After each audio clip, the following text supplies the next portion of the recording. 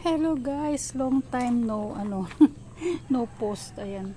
Ito po yung aking Alocasia albo. Tingnan nyo, ang ganda ng kanyang pagkaka-variegated, 'di ba? Ayan siya. Ito, bali may papasunod na naman na ayun, sasali ko na rin itong aking tawag dito, camouflage. Ayan, ito pag-usapan natin tong ating Alocasia albo.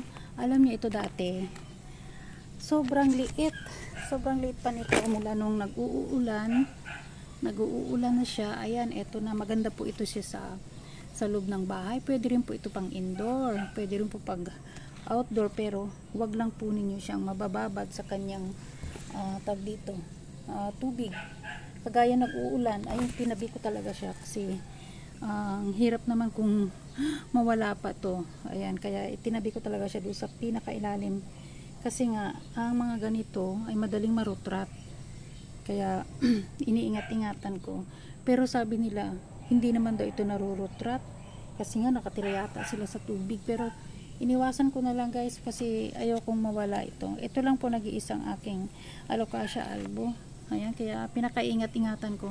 Hindi ko nilagay kasi nag-uulan dito sa amin ng mga ilang araw. Kaya, 4 days yata ang lalakas. Kaya, ayun, hindi ko na siya talaga inilabas. Tinabi ko siya, kaya maganda pa rin kanyang pagkakaano. Lagyan ko dapat to ng dagdagan ko ng lupa. Kaya, kasi nga medyo lumabas na yung kanyang mga ugat dyan. Ayan, thank you po. Nano ko lang po ito sa inyo, pinakita ko lang itong aking Alocasia albo na lumaki na. Ayan, lumaki na, ang ganda-ganda ng kanyang pagkaka-variegation. Ayun, ang ganda. Kasi alam mo, nilalagay ko na to siya sa malapit sa araw. Pero, shaded pa rin.